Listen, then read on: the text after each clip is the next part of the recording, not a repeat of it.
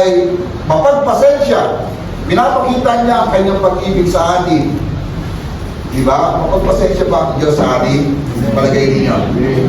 Sa totoo lang, kung titignan natin, babalikan natin na pag-uumpisa natin sa ating pananampalataya, hindi tayo perfect. Pasaway tayo, from time to time, kumikilos tayo na hindi namin kinukonsider kung anong gusto ng Diyos. Nag-iisip tayo, hindi para isipin kung anong kalooban ng Diyos. Gusto natin ibuhos kung ano ang iniisip natin. Minsan pag-iiganti, minsan galit, minsan pagkainis. So, tayo po ay maraming pagpapasensya ang Diyos sa atin. At hanggang ngayon, nagpapasensya ang Diyos sa iyo. Sabi ko sa kayo mo, pinagpapasensya ka ng Diyos. Yung magsipasyon, pag tinignan mo natin ang ating sarili, ang galing. Ang Diyos natin, nagpapahinuhod, at bakit nagpapatuloy po tayo? Hindi dahil marami ng ginawang mabuti kaya ka narito. Dahil tinabagan lamang po tayo ng Panginoon. Another thing, living out the mission with mercy means showing up with love. Na kung saan yung tao, hindi nila inaasahan, kung saan yung mga tao, parang hindi naman nila iniisip na ibibigay sa kanila ito, pero hindi sila karapat-dapat, pero pinahalagahan sila, minahal sila, at pinakitaan ng mabuting bagay. So, yan po yung sinasabi natin, mercy, na pinakita sa atin, tinanggap tayo ng Panginoon. Salitang ginagamit, pinaging dapat lamang ako ng Panginoon. Hindi niyo po yung katabi niyo. Tinanggap ko yan dahil magaling o tinanggap lamang yan dahil pinakapag ng Diyos. So, yun po. Kapag iisip ko pang bagay na ito, wala po tayo talagang may pagkakalaki. So, yun po yung living out the mission, showing mercy to those people who is undeserving. Yung idea na yan, hindi yan galing sa isipan ng tao. Yan ang galing sa damdamin at karakter ng Diyos. At yung sitwasyon po dito natin binasa, mapapansin po natin, si Jonah po ay inutusan ng Diyos na ipangaral ang kahabagan ng Diyos dun sa Nineveh. Tingnan niyo po. Ayan po yung mapa. Sabi sa Jonah, chapter 1, verse 2, "Get up and go to the great city of Nineveh. Announce my judgment against it because I have seen how wicked its people are." So, kaya inutusan si Jonah na mangaral doon sa Nineveh kasi po yung mga tao doon pasaway. Yung mga tao doon wala ng takot sa Diyos. Yung mga tao doon ay talagang sobra na sa kasamaan. Ni-imagine ko po, inutusan si Jonah na mangaral, hindi para doon sa mga taong walang kasalanan. Inutusan siya para kausapin ng mga tao masama na ng masama. So, ano po yung dahilan dyan? Gustong ipadama ng Diyos sa pamagitan ng mensahe na gabag na binibigyan pa rin sila ng pagkakataong ayusin yung buhay nila. Binibigyan sila ng pagkakataon na ituwid ang buhay nila sa pamagitan ng pagsisisi. At ganoon po ang nangyari. Inutusan siya ng Diyos, malinaw na misyon, ipangaral ang mensahe ng habag ng Diyos. Pero ano po ang ginawa ni Jonah? So from Joppa, siya po ay sumakay ng barko patungong Tarsis. Yan po yung linya dyan. Pero along the way, ang kanyang pagsakay, sinalubog siya ng bagyo. Yung bagyo na yun, pinipigilan siya na huwag makarating ng Tarsis kasi merong ipinagagawa ang Diyos. So maraming pong usapan pa doon. Nadalangin yung mga tripulante, sino ang may dahilan, bakit nangyayari ito. At si Jonah natagpuan doon sa silong, sa ilalim ng barko, natutulog. Along the way, sinabi niyang dahilan. Ayaw naman siya itapon ng mga tripulante kasi naniniwala sila sa Diyos ni Jonah. So, hindi sa tinapon. Pero along the way, si Jonah na mismo nagsabi, itapon niyo na ako sa dagat kasi mapapahamak tayo dito. So, itinapon siya sa dagat, humingi na lang sila ng sorry sa Lord. Pero doon po, bago siya tuluyang tinapon, nagkaroon ng realization yung mga tripulante. So, sumamba pa rin sila sa Diyos. So, yun po yung pangyayari. Pinigilan ng Diyos sa pamamagitan ng bagyo upang si Jonah hindi makarating ng Tarsis. Dapat papunta siya ng Nineveh. Pero ang nangyari, tumakas po siya. Ano ang dahilan? Nasa verse 1 po ng chapter 4. Masama ang loob niya. Sabi niya, o niyo. But it displeased Jonah exceedingly and he was angry. So hindi maganda ang kanyang pakiramdam dahil pinatawad ng Diyos ang Ninive sa kanilang kasalanan. Meron bang ganyan daming tayong nangyayari? Pinatawad ang ating kasalanan pero hindi ka masaya. Kaya yung mga taong kinagagalitan mo, pinatawad ng Diyos pero hindi ka masaya. Iniayos ng Diyos yung buhay niya pero hindi ka masaya. Kasi ang gusto mo mangyari, mapahamak siya. Mapatay siya sa kanyang kasalanan. Yung pa binubulong-bulong mo sa iyong panalangin. Kung ganyan po ang kalagayan, baka kagaya tayo ni Jonah.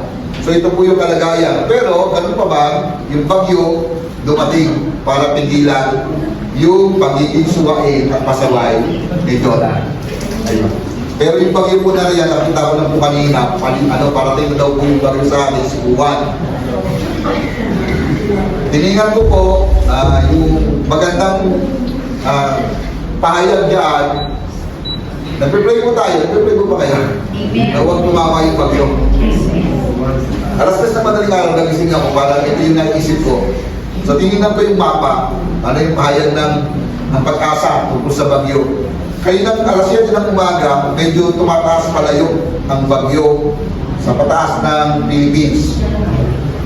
Pero, di pa rin tayo sigurado kasi pwede anytime, bumalik lang po yun. So yung bagyo po ay nakakatakot. Sa panahon ni Jonah, kinatakutan ito. Pero yung bagyo ay nagdala sa kanya para yung mga tripulante matutong sumumpas sa Diyos. Ngayon, yung bagyo, kinatatakutan kasi wala nang proteksyon ng Philippines. Yung kahabaan ng Sierra Madre, kalbo na. So nanganganig na daw po yun.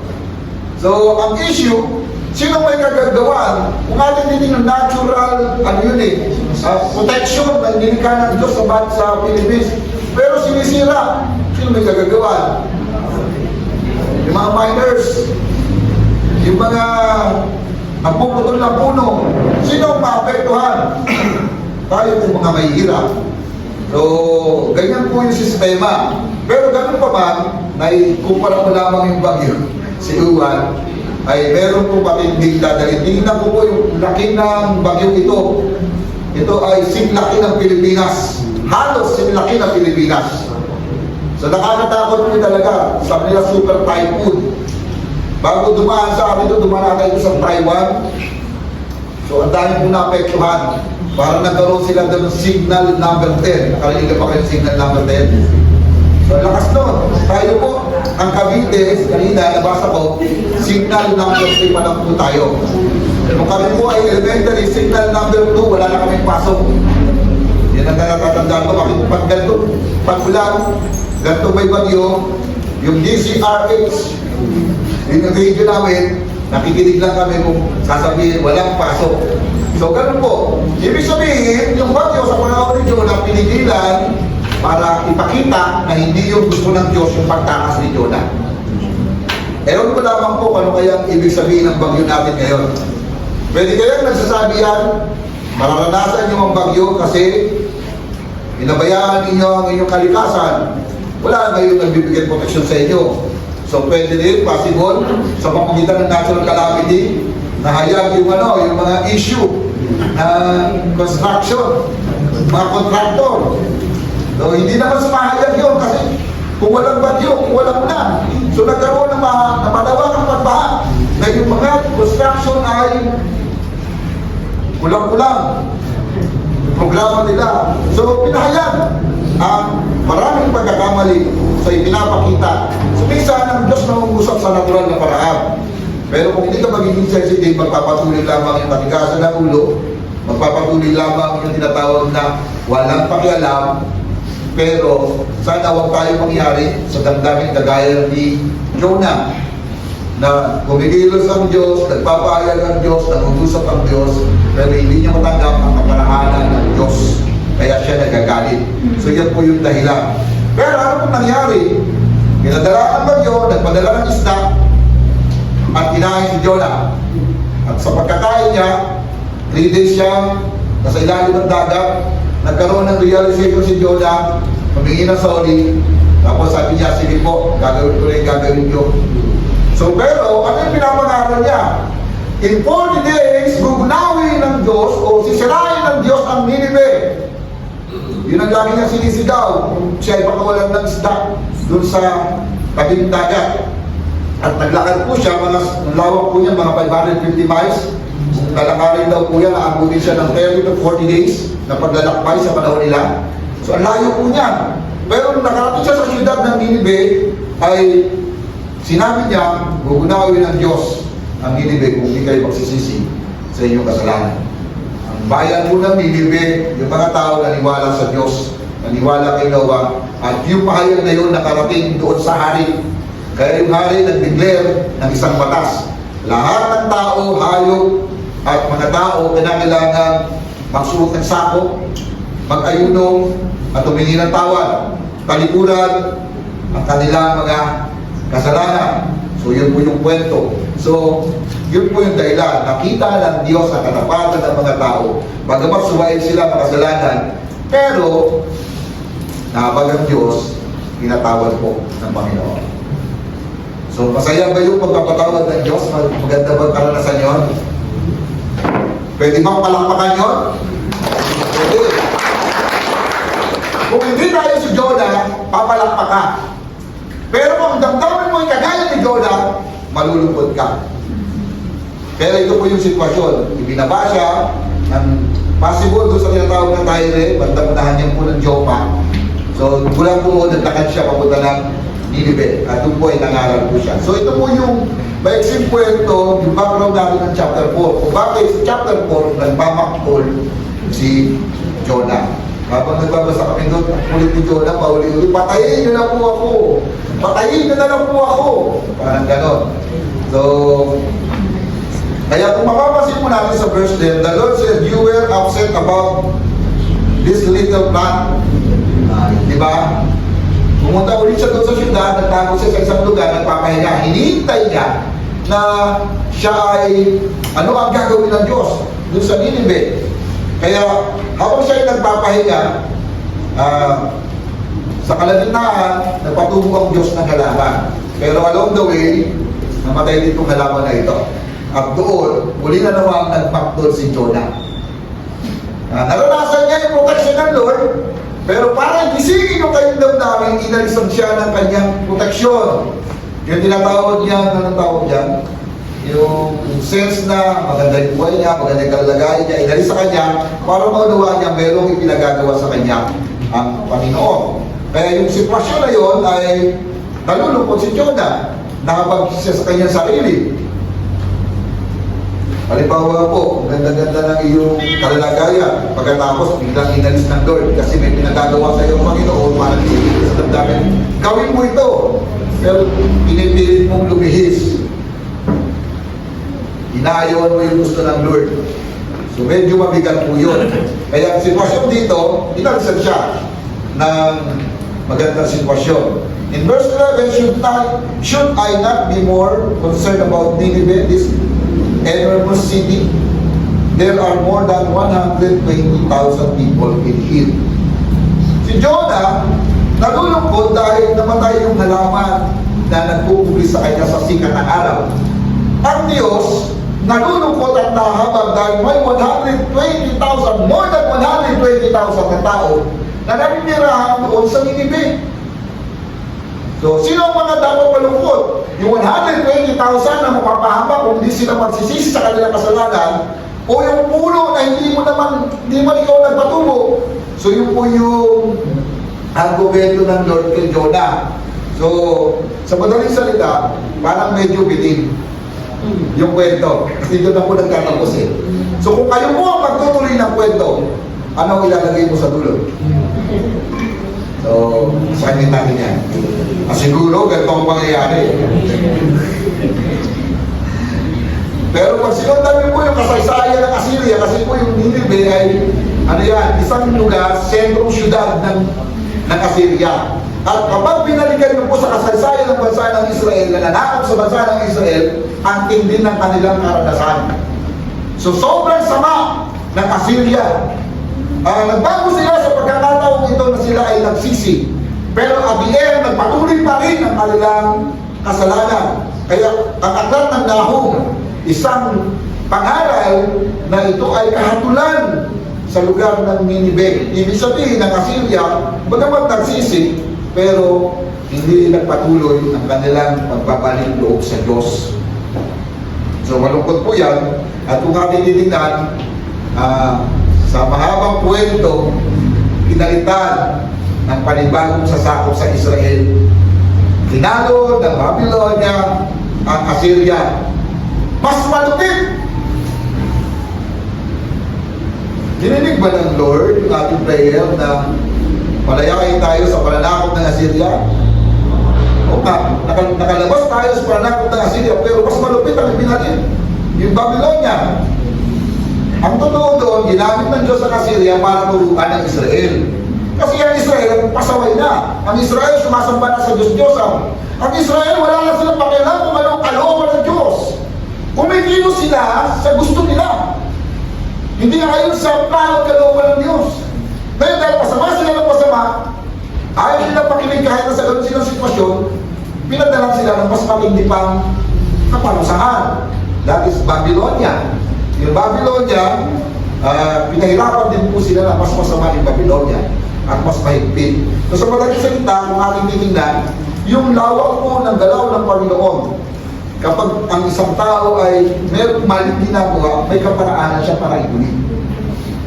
Yung mga paghatol po ng mga bansa, pananakot ng bansa sa panahon nila, kapahayagan na dinidisiplina ng Diyos ang kanyang bayan. Isa lang po yung gusto niyang itulog, matuto magpakumbaba.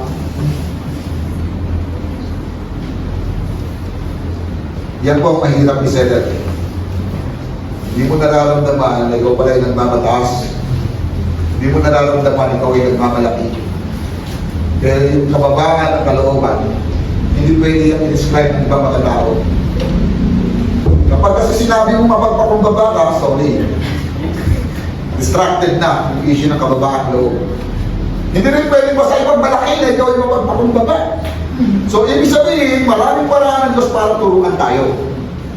At minsan, yung mga ginagawa ng Diyos, hindi madali. Kapag mayroong ginawa kasalanan, seryoso ang Diyos para i-correct yan. Kung hindi ka magiging sensitive, magpapatuloy ka sa kasalanan. At masakit nito, masumpungan mo na lamang ang sarili mo, baka ipinalalong ka na lamang sa isda. Mas malalim na karanasan para isingin ka sa iyong malalim na problema ng puso. Mga minamahal, para akong binubulay-bulay ko yung issue ni Jonah, mas malalim na dahilan para lamang isingin sa malalim na kaparaanan ang isinisettle ng Lord sa puso ni Jonah. So, hindi pala seryoso ito, hindi pala simpleng kwento ito. Ito ay kwento para ungkatin ang paghahayag ng kalooban ng Diyos. Pero, merong Jonah na malinaw ang pahayag, pero hindi sumusunod. Tanong ko lamang po, may malinaw bang pahayag ang Diyos sa panahon natin ngayon? Na hindi naman dinidikta sa iyo ng kapwa mo, dinidikta ng kapatid mo, o sinasabi ni Pastor, meron bang malinaw na sinasabi ang Diyos sa iyo, pero hindi mo nakikita? Na dapat i-correct, dapat ayusin, dapat i-settle, pero still, nagmamatigas ang puso. Still, binibigyan ng katwiran ang iyong ginagawa. Masakit po yan, kasi ang iniisip ko, kung ganyan ang talagayin ng puso natin, parang may kayo ka na, insensitive na. Kahit ang salita ng Diyos, hindi na tumatalab sa iyo. Parang ang Kristiyanong may anting-anting. Kahit anong bato na salita ng Diyos, walang talab. Mahirap po yan, na issue ng talagayin ng puso. Kasi paglabas mo ng church, wala kang dapat iniisip na magbago. Paglabas mo ng church, hindi ka nag-iisip na dapat may settle sa iyo. At least ka lamang. Pag ganyan na po ang kalagayan ng puso natin, mahirap na mo. Walang ibang tutulong sa iyo. Kundi dapat matutunan mo ang magpakumbaba. So, Gusto ko lamang mong tapusin yung kwento eh, kasi hindi tapos to eh. Yung katigasan ng puso, yun talaga ang problema. Yung matigas ang puso, mahirap isettle. Pero kapag ang Diyos nakita ang kababaan nito, nagpakumbaba, nagsisi, tinutulungan niya tayo ayusin kasi siya ay Diyos na mahabat. Amen? Basahin ko lang po yung last verse ng verse 10, no? When God saw what they did, how they turned from their evil ways, God relented of the disasters that He had said He will do to them, and He did not do it. So, hindi niya na ginawa yung kaparusahan kasi nagsisi sila sa kanilang kasalanan. So, dalawang bagay po yung makikita natin dito na naglalaban. Yung katotohanan na si Jonah, gusto niya parusahan ng Diyos yung buong Ninive na dahilan para tumakas siya. Gusto niya talaga mapahamak sila dahil kilala niya ang Diyos. Kilala niya ba ang Diyos sa verse 2? Kilala niya ang Diyos. Ang Diyos ay mahabagin, ang Diyos ay mapagpatawad, ang Diyos ay hindi madaling nagagalit. Pero ang Diyos din naman makatwiran, makatarungan. Kapag ikaw ay hindi nagsisi sa iyong kasalanan, and then ayusin niya ng Lord. Binibigyan ng pagkakataon ang Ninive. Pero ayaw ni Jonah na magkaroon sila ng pagkakataon. Ang gusto niya, parusahan sila. Pero ang Diyos, sabi niya sa chapter 4 verse 11, but God has pity on Nineveh.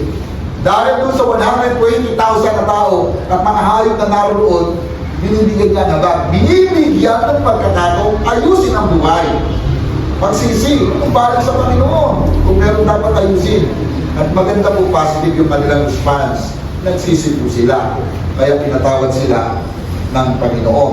So, sa madaling salita, yung decision ng Lord na patawarin sila against doon si Jonah. Yung God's compassion for the undeserving, hindi yung gusto ni Jonah. Kaya ginawa niya, simple lang, takasan na lang. Huwag sundin. So, pwede kayang may ganyan din sitwasyon.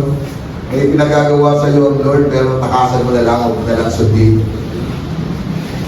Pwede rin po yan. No. Sinisikap mong huwag gawin ang kalooban ng Diyos kasi sabi ko, aagam-agam ka, ano mangyayari sa buhay ko? Susunod ako sa Diyos, ano mangyayari sa buhay ko? Hindi ako sigurado kung ano mangyayari sa buhay ko. Pero kay Jonah, hindi ka na issue kung ano magiging future niya. Ang issue niya, galit po siya sa Ninive. Galit po siya sa Assyria. At dahil po doon, ayaw niyang i-preach sa kanila ang mensahe ng habag ng Panginoon. So, sabi ng Nahum chapter 3 verse 1. Pakitasan na ako.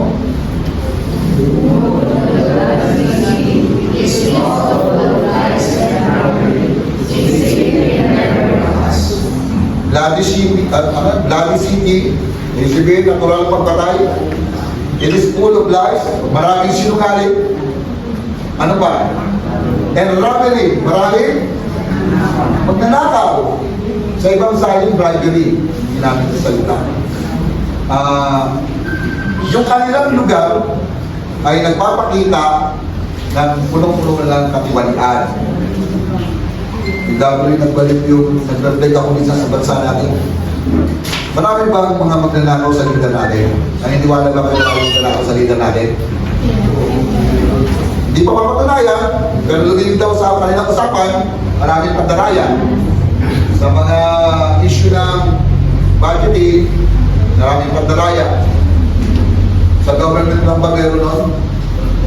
Sa politics lang ba meron nun? Pwede rin kayo mangyari ito sa business world. Puso rin yung dayaan, puso rin yung pagnanakaw, puso rin yung mga pagsisinungaling. Issue doon. So, ibig sabihin, yung bansa po natin, parang may ganitong kalalagayan. Bigla ako nagtanong, meron kayo mga Jonah? Pinapangalan ng Diyos, hindi nagsasalita? Meron kayo, Jonah, na ayaw kumilos, mga Kristiyano na malinaw ang mensahe, pero hindi nagsasalita, tahimik lang. Totoo po, yung bansa natin maraming mga katiwalian. Pero ano ang ginagawa ng mga Kristiyano? May ginagawa po ba tayo? Okay, hindi tayo gumagawa ng masama. Tama po ba?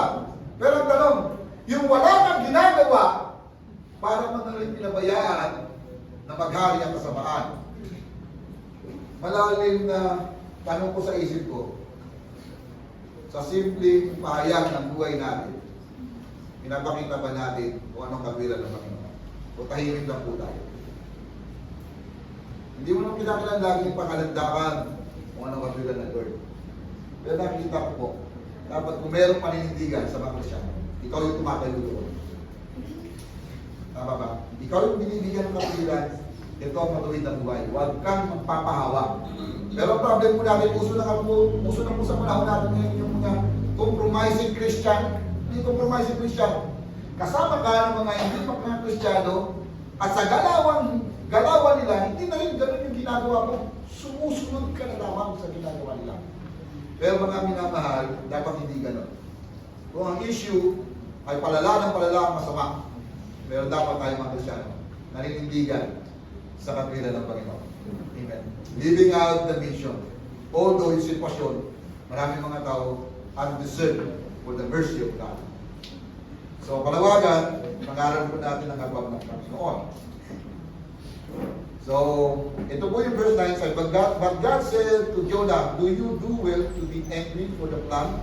And he said, Yes, I do. Well to be angry, enough to die. So, naawa siya sa puno na namatay. Pero hindi siya naawa dun sa 120,000 na pwedeng mamatay sa kahabulan. Bakit kaya siya naawa dun sa puno? Medyo wild imagination lang gamitin muna natin yan. Hindi naman binanggit sa talata. Pero sa palagay ninyo, bakit siya naawa? Ito po yung naglaro sa isip ko, possible. Kasi may pakinabang dun siya sa puno. Pagkas inalis sa kanya, sama yun. So, possible, dahil yung kanyang kalalagayan ay nasa mahirap sa sitwasyon, nagkikitin yung kanyang damdamin, tapos yung nasasandalan niyang magandang sitwasyon para gumaan ang kanyang pakandang, inalis pa ng Lord.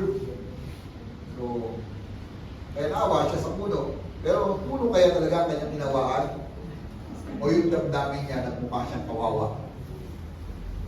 Pero totoo nyo, kinakausap na siya ng Lord sa aspeto na yon. So, sa madaling salita, hindi siya nakawa sa 120,000. Pero ang Lord, sabi niya sa verse 10, And the Lord said, You pity the plant for which you did not labor, nor did you make it grow, which came into being into a night and perished in a night. So, isang araw lang, nawala, laho. Pero ang katwiran ng Panginoon, iba. Sabi niya sa verse 11, Should not I pity Nineveh, the great city, in which there are more than 120,000 persons. So, pity the plant, pity to 120,000. Kung ikaw ay makatwiran sa isang pulo, ano ang mas mahalagang 120,000 na tao, isang puno na nabibigay sa iyo ng kaunting kapahingahan. Kaya mo bang sakripisyo ng kapahingahan para sa 120,000? Kaya mo ba kung sakripisyo ng kaunting pangdurusan para lamang sa kapakanan ng marami? Sorry, Pastor, kayo na lang. Ganun ba sasabihin natin? So, ito po yung argumento ng dalawa. Inakit si Jonah, dahil hindi niya nakikita yung pangailangan ng 120 kasi nakafocus siya sa kanyang sarili. Yung pakinabang sa puno. Yung mukha niya rito lungkot na lungkot. Hindi siya nalulungkot sa tao, nalulungkot siya na wala ng pakinabang sa kanyang puno. Sana hindi ganyan din yung ating damdamin, ano? Dapat malinaw sa atin yung direksyon natin kung bakit tayo tinawag ng Panginoon bilang Kristyano. Alam natin ang galaw pagdating sa community.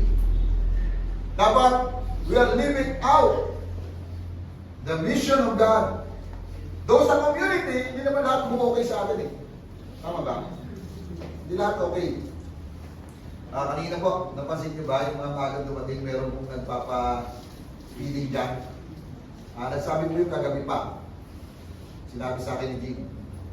Nung kayo nang umaga, bumalik po ulit sila. Sinabi ko, dito lang daw nila ilalagay yung kanilang tent sa gilid. Ito, okay naman po yan, maganda po yan. Sabi ko, bilig yan eh. Nakakatulong yan, talaga may bagyo. Maganda po yan. Yung pula yung grupo ng mga ACRO. Organization, Alpha Kappa Rho.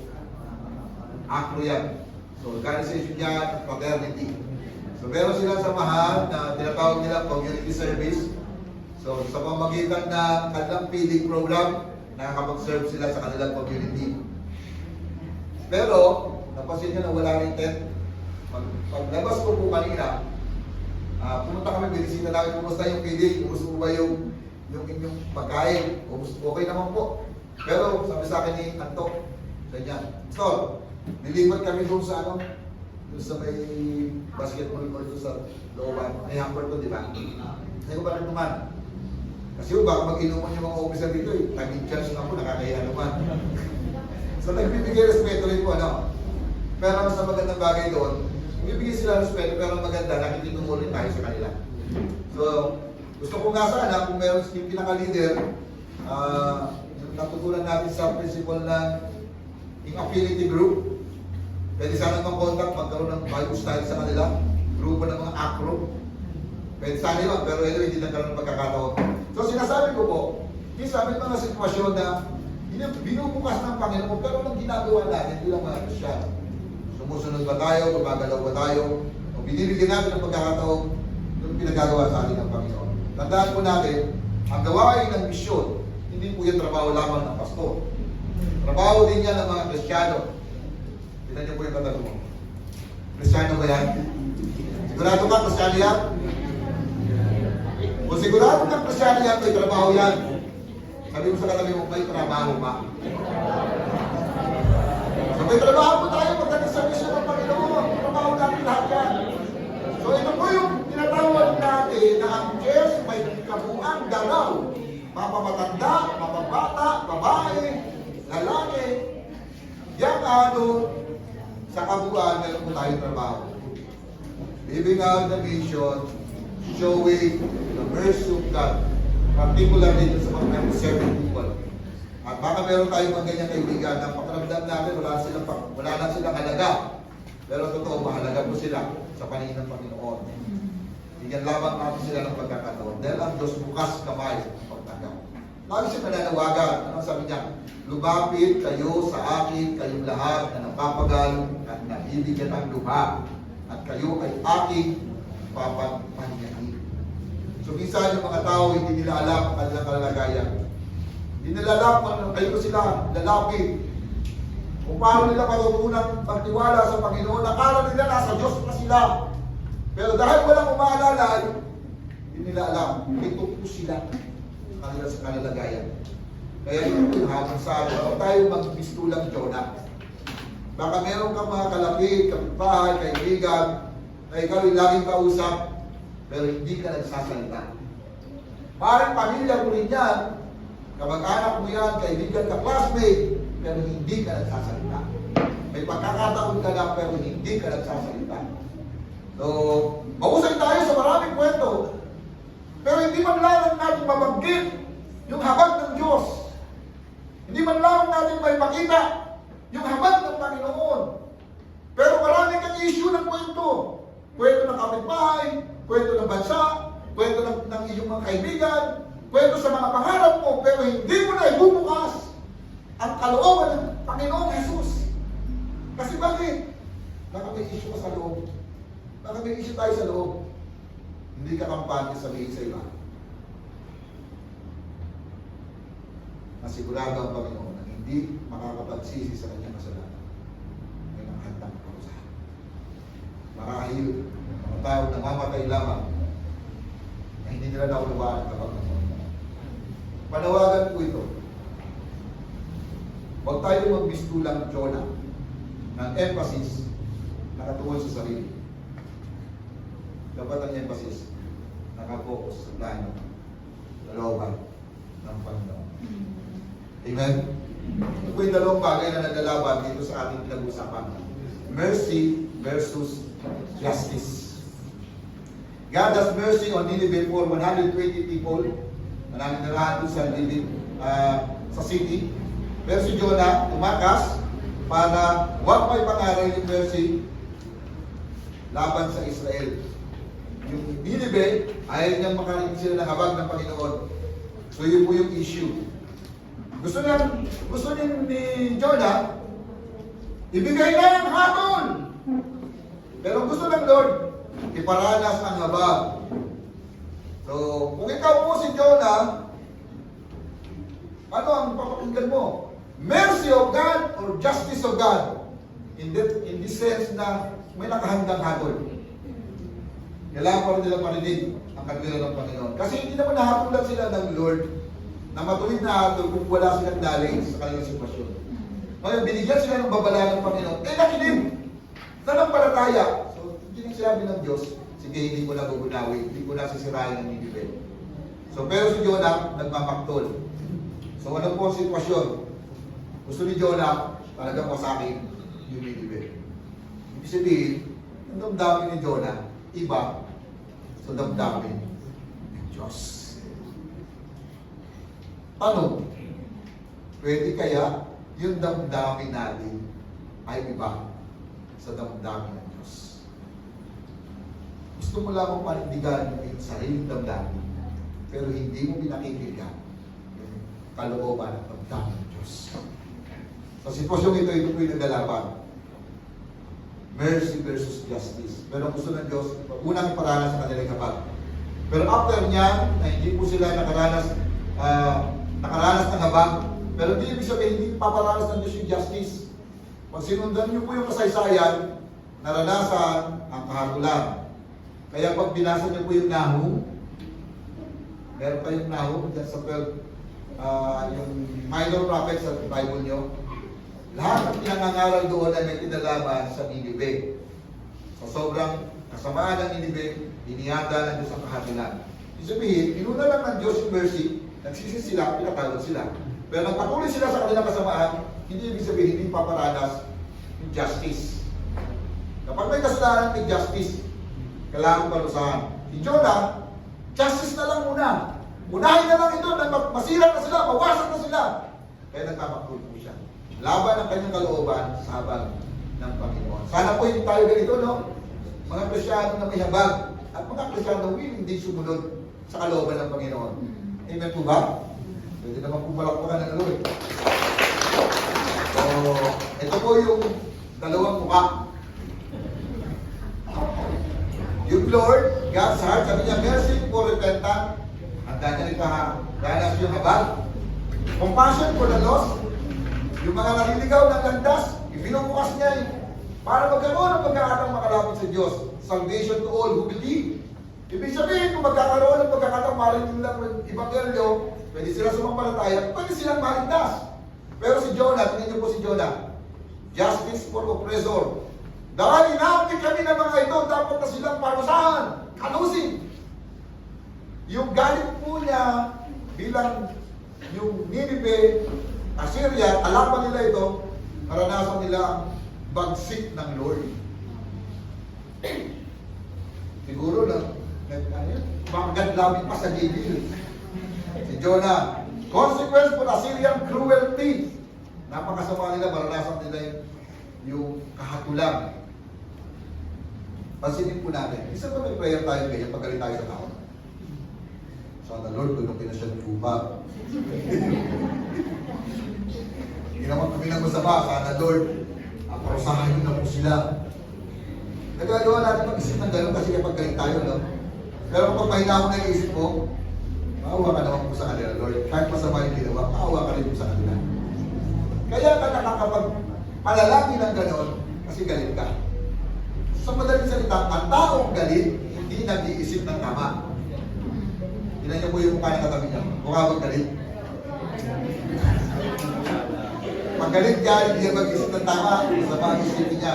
So ito po yung kalagayan, si Jonah nakasimangot. At yung maraming hinanakit sa kalooban, nakakapagpapakit. Kaya ingatan niyo po, huwag ninyong alalayan yung mga hinanakit sa buhay. Palayain nyo na yan. Hindi yan nakakapaganda sa sitwasyon. So ito na po yung sitwasyon. Meron po tayong dalawang tanong, believers today. Sabi niya, what is the most common reason that individuals today do not have time or are hesitant to Omega. Kaya ang pagkaraniwang dahilan bakit mga tao ngayon o isang mananampalataya na walang panahon sundin ang kalooban ng Diyos o atras abante, hesitant sa pagsunod sa kalooban ng Diyos. Pangalawang tanong, if you have power to demand, what will you do? So, huwag po kayo ng partner. Huwag kayo ng partner. Ano kaya ang masasabi mo na dahilan? Bakit ang mga tao ay hesitant sa pagsunod sa kalooban ng Diyos? At kung ikaw ang bibigyan ng pagkakataong gumawa ng demand, ano ang gagawin mo sa mga pasaway? So, huwag po kayo ng partner. Bibigyan po kayo ng 5 minutes. Medyo maganda pag-usapan po yan. 5 minutes.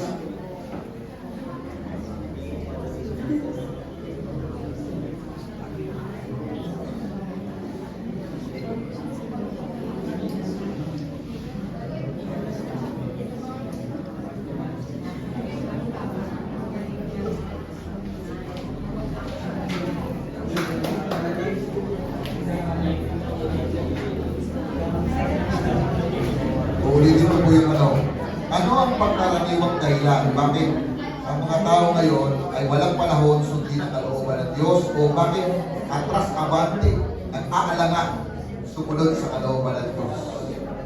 Pangalawang tanong, kung meron kang bibigyan ka ng kapangyarihan para mag-demand, ano ang iyong gagawin?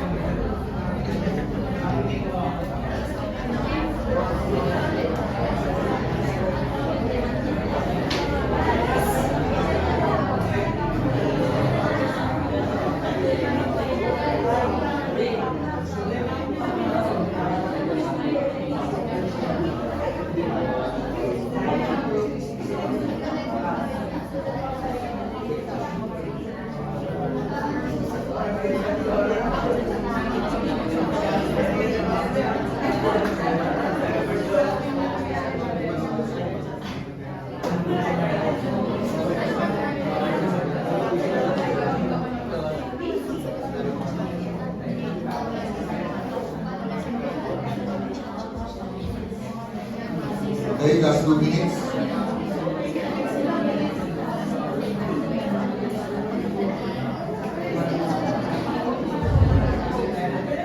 Yan po ba sa mga kalanayan natin karta ng spokesperson? Galingan po natin sa mga grupo ng kalanayan kung ano tayo. Sa grupo nila Rapid, tayo ng SAP. Sa grupo nila Kuya Kenneth, tayo ng SAP. At sa likod, wala Kuya Edward, grupo na yun. Hindi po natin mabibigyan ng pagkakapagdahan sa share ng aming idea. Pero, kailan po natin yung pagkakasabihin sa atin. Pero pa po tayo 15 seconds. Ganda kayo sa lugar. Unahin natin ang grupo nila, no? Yung Kuya Kenneth. Pero, hindi yan ang mic yan.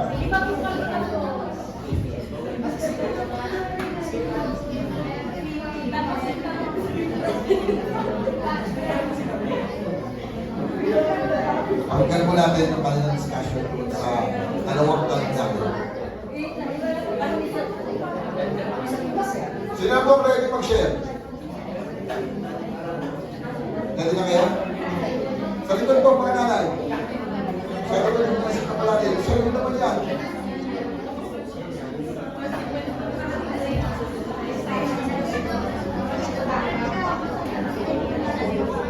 Di ba?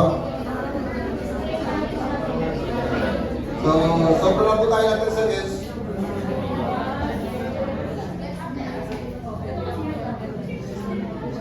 Sige po. Answer, sagutin pa lang po namin yung one kasi yung tatlo yung sagot kami. So, ano yung mga common reason ng isang individual o isang tao para hindi siya sumunod? Or maging hesitant siya sa pagsunod sa Panginoon? Yung una po namin sagot kay Ate Thea na sabi niya, ano daw, yung mga tao minsan nagiging, nakabox na lang sila sa comfort zone nila.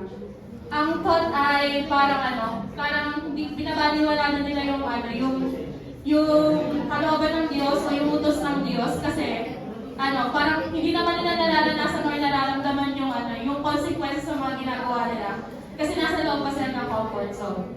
Yung isa po namin sagot ay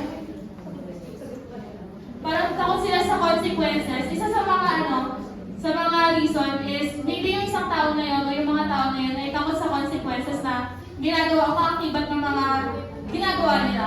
So minsan kasi tayo kapag natakas tayo sa reality na yung ginagawa nating masama ay may kaakibat na consequence kaya hindi natin sinusunod yun. Kasi takot tayo kasi aware tayo sa ginagawa natin. So takot tayo na magkaroon ng consequences o harapin yung mga consequences na yan. Sa pangalawa mong question, Consequence at saka comfort zone. sa number 2 po wala po kami maisip or masama. Wala po. Tuturuan mo para ma-demand ang mga tao susunod. Ikaw, bigyan pa ko yan eh. No. The number 2 po namin, if you have power to demand 122, share the gospel secret. Share the gospel. Share the gospel. So, hikayatin ng mga Kristiyano na mag-share ng gospel. Simple lang. Okay, salamat po. So, diyan po sa likod. Sino ang yung spokesperson dyan?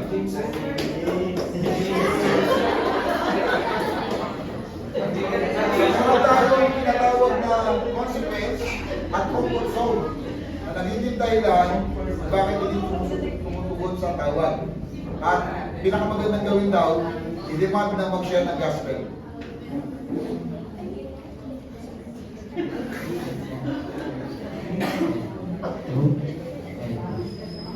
Ang sagot po nila is isa sa mga most common reason po is busy po. Busy sa sarili. Busy sa sarili, busy sa goal, and na meron. Kaya po, kadalasan, hindi sumusunod sa mga utos ng Diyos. Kasi may sarili pa silang sinusunod sa buhay. Parang ganun po. Kaya parang, ito yung goal nila, iniwan nila yung Lord dito. Kasi may focus ko sila sa goal nila without God po. Ganun, iniwan nila si Lord para sundin po yung sarili nilang gusto. Then, sa akin naman po, most common is yung yung sin. Sin po, yes. Busy and sin. Yes, busy and sin po. Kasi po, minsan nag-hesitate yung mga tao na gawa ng kasalanan. Kasi naiiya sila sa Lord na parang may ginagawa kang kasalanan na susunod ako sa inyo. Parang ganun po yung nangyayari. Then if you have power to demand what will you do? Para sa akin po, meron akong power. Ibahin ko yung goal nila. Sasama ko si Lord sa goal nila. Isama sa goal natin ang Lord. Kasi dalawa po yung kanya kasalanan tsaka business. So, yung business mo ay dahil may target ka na goal, isama daw sa goal si Lord. Tapos kung kasalanan, sisi ka na sa kasalanan. Salamat po. So, okay. Ma'am, Emily, bigyan ng mic yan. Hindi jacket.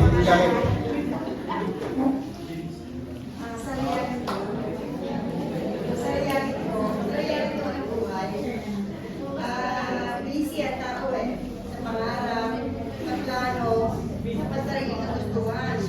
Kaya maaaring hindi nila kaya magpalit yung pagsunod sa Diyos. Po.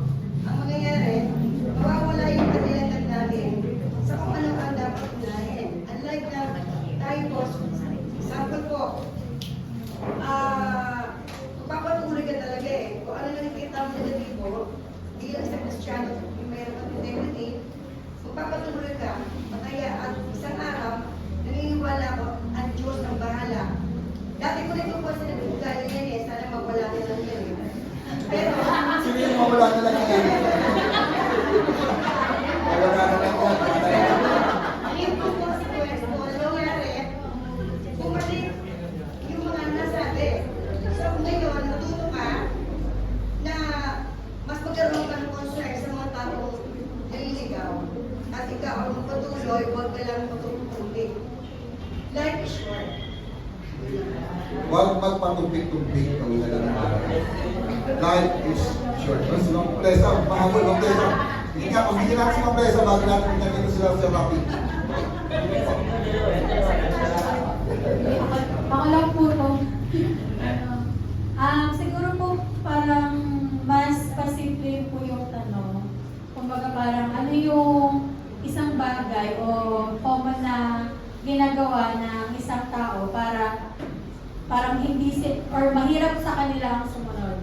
Siguro po yung dahil wala po silang, alam mo yung magandang relationship talaga sa Panginoon. Doon po kasi nagkakos, no? Kumbaga parang, number one, dahil wala kayong, wala sila. wala po sila, parang malalim na relasyon sa Panginoon, ayaw nilang makaranas ng inconvenience. Dahil wala po sila malalim na relationship sa Panginoon, madali po sa kanila yung sundin lang kung ano yung gusto nila. But if we have deep relationship po sa Panginoon, mahirap po sa atin na hindi gumawa ng kalooban niya. So parang ang bottom line po nun, kasi yung mga tao na wala pong malalim na relasyon sa Panginoon, madali sa kanila yung hindi sumunod kasi ayaw nila ng inconvenience. And for number 2, ano kaya yung action na pwede po natin gawin para ma-share yung relationship na meron tayo sa Panginoon? Siguro po paluin sila dyan. Tanggalan ng tree. Opo, parang gano'n, parang kung meron lang po akong kapangyarihan, tatanggalin ko po yung yung bubog ba ng katigasan ng puso nila na hindi nila sundin ang Panginoon. Pero as a practical application po niyan, number 1, manalangin para sa kanila. At pangalawa po, kunin ko po yung sagot ni Kuya Kenneth, na kahit ayaw nila, sharean po natin sila ng gospel. Kasi along the way po, ang Diyos yung gagawa ng paraan or magpapatubo ng gospel na yun sa puso nila.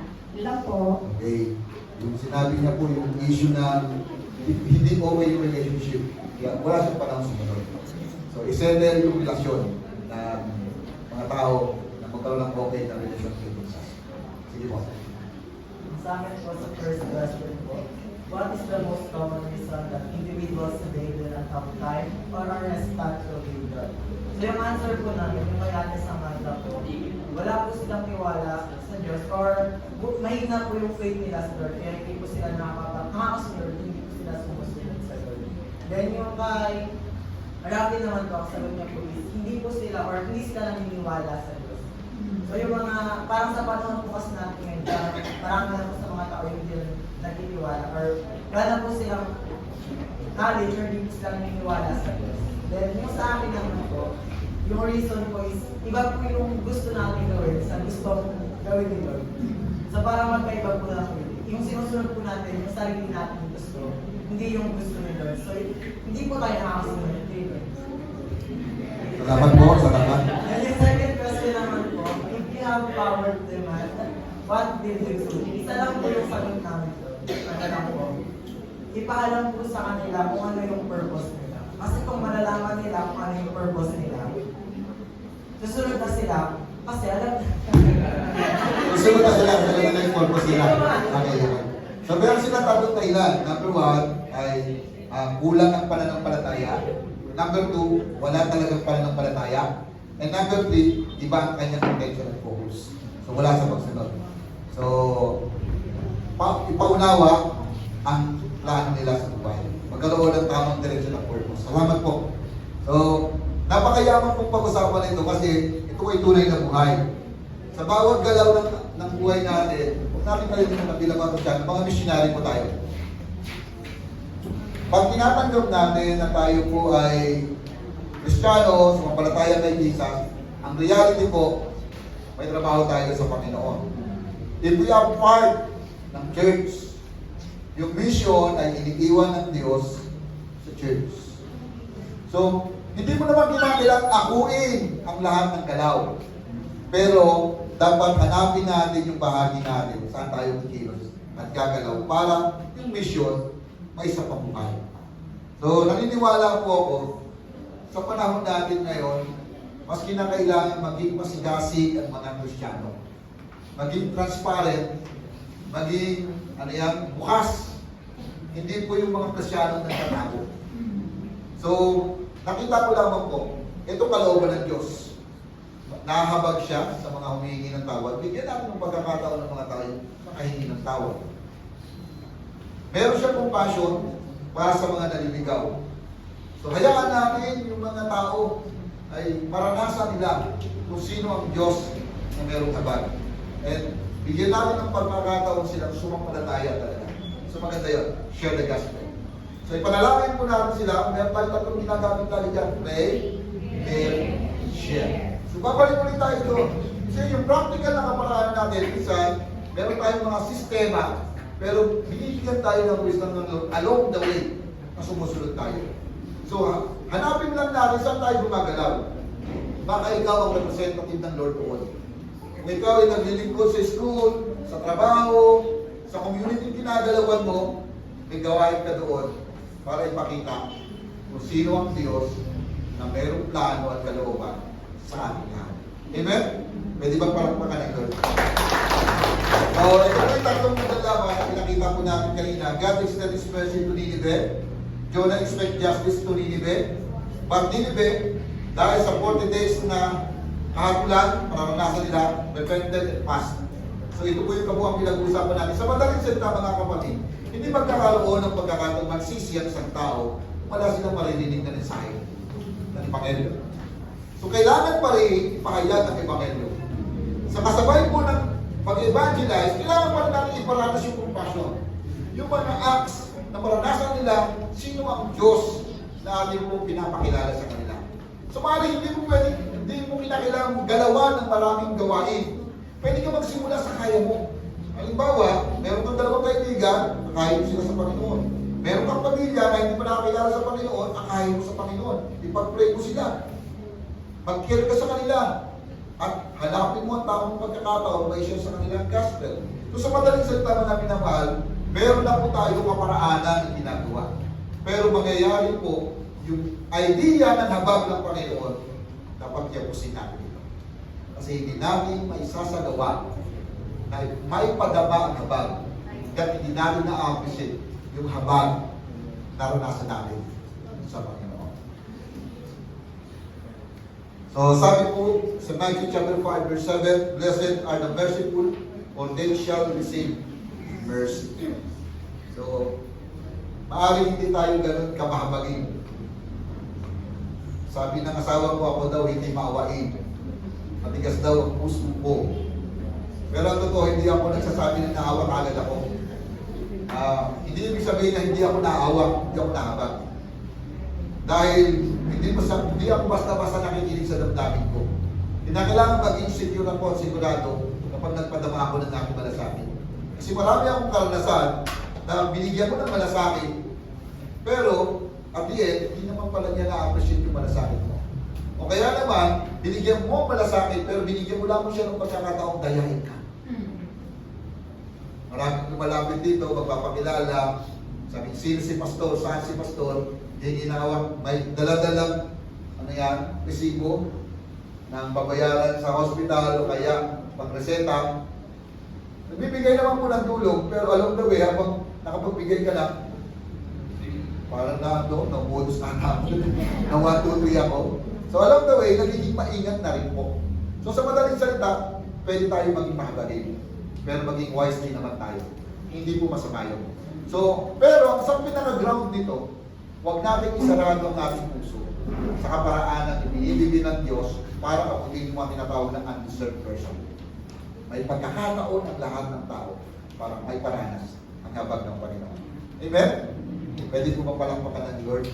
So, mararanasan natin ang kapag ng Panginoon at yan po ay kung sisikapin natin ang araw nito, meron tayong mga moves na pwedeng gawin. Living out the vision, showing mercy to the undeserving. Number 1, pakibasa po, 1, 2, ready, go.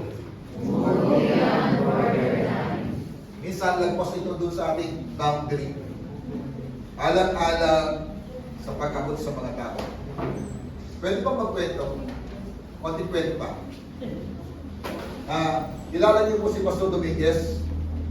Si Pastor Dominguez, bago po siya naging president ng TMI, siya po ay tribal missionary. Pero meron po siya kasama dating pastor na ang kanyang work naman ay Waywang missionary. So yung kaibigan niya na ito, nag-mission para sa mga prostitute.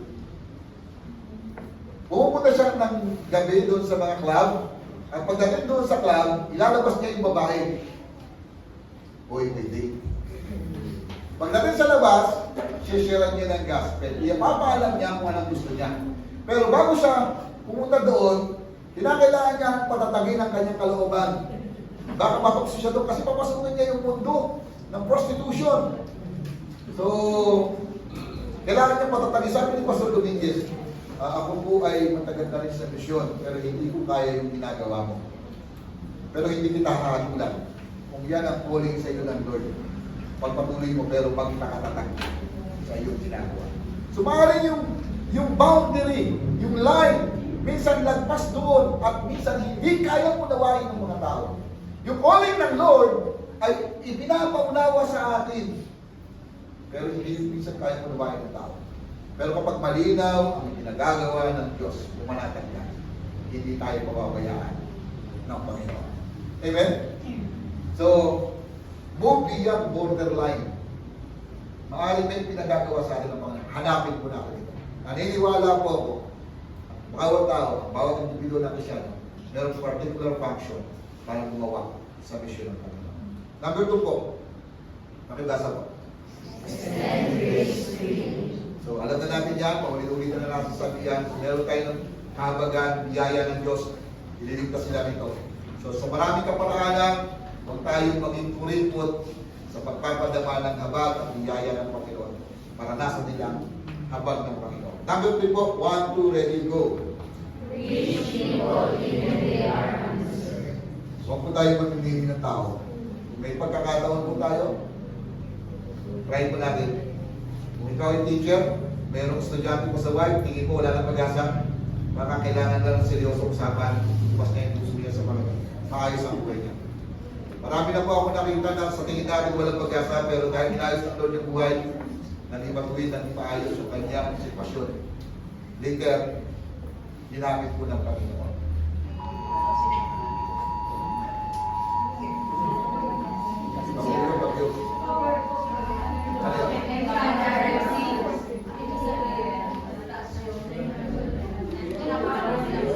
Alert. Kala ko, hawak na tayo na mag-ilindol. Buti meron kayo yan, para maging alert. These people, even they are undeserved. So, madaling salita, hindi natin alam kung pwede mangyari ang gawin ng Diyos sa isang tao para sa isip natin walang pag-asa. Pwede po ba muli magkwento? May kinalaman po dito. Sa PMI po, ang trabaho ko bilang monitor, taga-bigay ng demerit. Meron ako minsan, classmate ko, binigyan ko ng demerit kasi hindi siya naka-uniform. Nagalit sa amin. Kasi sabi niya, sinabi ko nga, basa yung uniform ko, bakit hindi demerit? Tama. Trabaho ko mag-demerit kapag hindi naka-uniform. Kung basa yung uniform mo, pwede bang dahilan yun? Hindi kayo demerit. Ang sabi, pag hindi naka-uniform, hindi ibig sabihin nagbasa o hindi. Pag hindi naka-uniform, hindi demerit. Trabaho ko yun. Nag-aalin, mga kapatid. Naghamon ang suntukan. Dalawa kaming monitor. Ibig sabihin, una, nag-iinit ako para gusto ko patulan. Tapos, dahil maingay siya, sa sobrang galit niya, nagsabi siya sa Diyos, susunugin ko itong dog na to. Nakasukantas ng kanyang emosyon. So, nasa loob po kami ng Bible School. Yung isang kasama ko, si Kuya Roger, nakita ko, nagsusuot na ng sapatos. Suot siya ng sapatos, yung brother niya. Sabi niya, yak, tabi. Pakinig mo lang yan. Eh, marunong sa karate. Sabi ko, "Hoy, mga kapatid, ilayo nyo, baka pagkatulungan dito." Ako ngayon, huminahon na huwag talaga magkaroon ng gulo. So, inihiwalay. So, hanggang nang buminto na yung mga komosyon, nag-usap. So, dinala kami sa isang room, nag-usap na namin pinaka-leader dun sa dorm. Tapos, naramdaman namin yung kanyang pakiramdam, parang naguguluhan siya that time. So, hindi niya alam yung sitwasyon na nagkaugnay-ugnay lang yung mga issue, hindi talaga issue doon sa demerit. Back behind, meron siya mga issue na pinatala sa kanyang loob. So, bingi siya ng sorry sa akin, hindi rin namin siya naiintindihan, hindi rin ako ng sorry. Sabi ng aming team, sige, pray tayo. Nag-pray po kami. After namin mag-pray, ano yung po nangyari? Naging maayos yung kanyang grades dahil nakunawan siya sa kanyang sitwasyon. At nasama po siya sa Vince Lister. Dahil nakunawaan yung kanyang sitwasyon. Pero kung pinairal namin yung ako may kapangyarihan mag-demerit at lahat nito, wala kang magagawa, pwede kitang patalsigin ayon sa ating policy. Kasi ang sama naman sinasabi ko susunugin lang doon, hindi maganda salita yan. Pag ginamit mo yung parang authority na yun, parang pwede na siyang policy. Pero dahil binuksan yung habag, yung biyaya, naging maayos yung unawaan, naging maayos yung kanyang ways. At nakakatuwa po, nakita po paano siya nag-grow sa ministry. Ngayon po, sa Unida, siya na po ang parang pinaka-executive director natin sa BLM. Kapag may nawalang vision, namatay, kasi sa Unida po, 4 ang vision. Kapag may nawala doon, possible, pwede siyang ipalit. So, siya ngayon yung pinaka-executive, sa ating executive director. Ang tawag nila General Superintendent, ang tawag nila po. So, pero yung pagkakataon na hindi siya nabigyan ng pag-aabang iparanas yung habang, dinadala ko ang maging resulta. Pero yung sinasabi ko, these people hindi they are observed sa piling natin. Pero kapag ang Diyos ang gumawa, kahit ang antis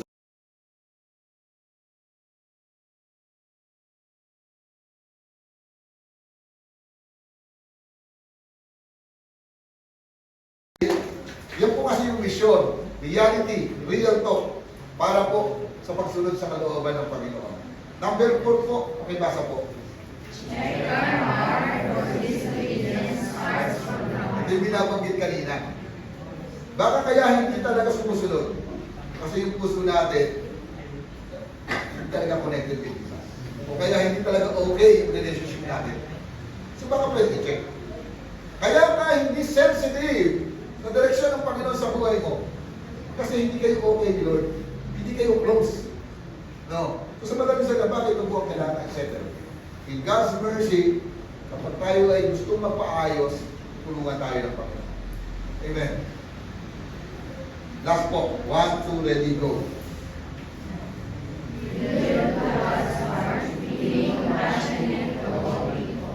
Huwag nating harangan ang pagkakataon.